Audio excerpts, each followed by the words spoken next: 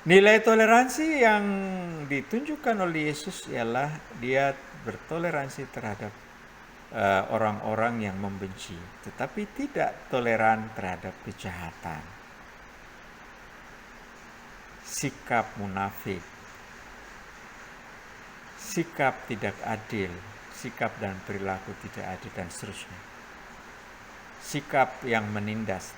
Yesus tidak toleran. Yesus tidak kompromi. Tapi ia sangat toleran, mengasihi orang-orang yang membencinya, orang-orang yang menghukumnya.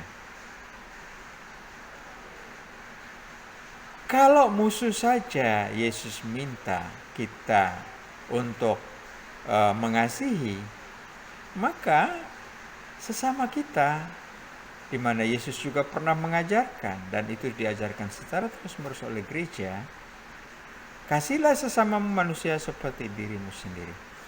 Sesama kita itu siapa?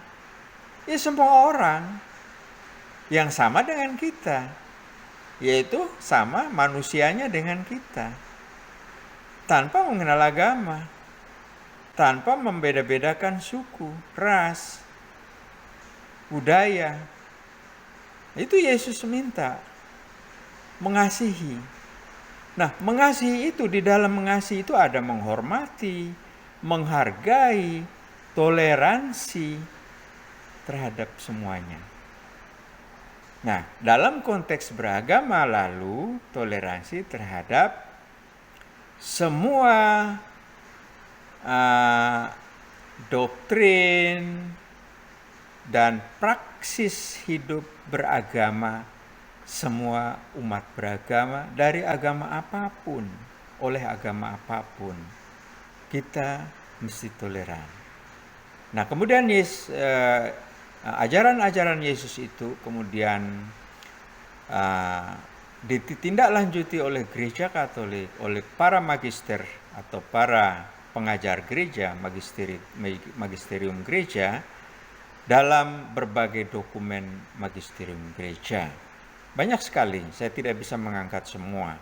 Tapi salah satu yang dominan, yang selalu dipakai dalam konteks relasi atau hubungan antar agama adalah Nostra Aetate, di mana gereja Katolik sangat-sangat menghargai dan menghormati, toleran, bersikap toleransi terhadap semua orang, semua agama.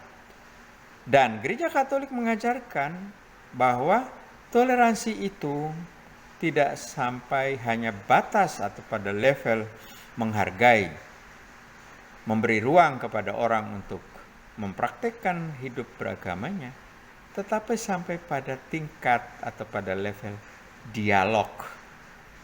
Dialog itu ada 3 kategori minimal, yaitu dialog hidup, dialog iman, dan dialog berkarya.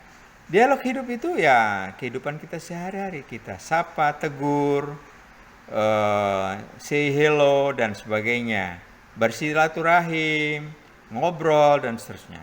Kemudian dialog iman itu dialog tentang ajaran-ajaran agama. Mengapa tidak? Mengapa kita takut berdialog iman? Kita bisa share nilai-nilai kebenaran agama kita pada agama yang lain. Persoalan orang lain atau agama lain tidak menerima, ya nggak apa-apa. Karena ada pernyataan yang sangat bijak adalah, ya agamaku adalah agamaku, agamamu adalah agamamu. Tetapi apakah kita boleh saling sharing? Sangat boleh. Kenapa tidak? Hanya kita tidak diperbolehkan untuk mengajak orang untuk mengikuti agama kita. Bahkan memaksa itu lebih tidak boleh. Tidak boleh. Nah, itu namanya toleransi dalam konteks dialog iman. Kemudian toleransi dalam dialog karya itu adalah kita sesama umat beragama, warga masyarakat, kita mesti bekerja sama membangun bangsa kita ini. Bahkan membangun agama kita masing-masing. Umat Kristen, umat Katolik bisa membangun bersama-sama masjid atau perangkat-perangkat keagamaan agama lain. Sebaliknya juga agama lain bisa membantu membangun perangkat-perangkat keagamaan agama yang lain. Mengapa tidak? Tidak ada yang salah di situ. Sangat tidak ada.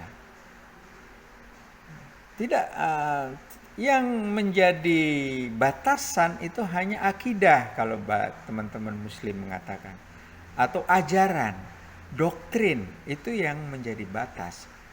Tetapi bahwa kita boleh bekerja sama, mengapa tidak? Sebagai manusia, sebagai umat beragama, kita boleh bekerja sama, membangun bangsa, membangun agama. Nah, itu diajarkan oleh gereja Katolik. Itu perspektif Katolik. Ya, sederhana, tetapi sangat mendalam. Kalau saya angkat semua dokumen itu, mungkin kuliah itu bisa sampai beberapa tahun lah itu kira-kira. Tapi itu ringkasnya seperti itu. Mudah-mudahan bermanfaat ya. Mudah-mudahan video ini akan bermanfaat bagi kita. Semakin dengan penuh kasih sayang, semakin dengan penuh persaudaraan, meningkatkan kualitas toleransi kita menjadi toleransi aktif sebagaimana yang diamanatkan oleh agama kita semua dan oleh moderasi beragama. Dalam buku itu memang ada peningkatan kualitas toleransi menjadi toleransi aktif. Thank you.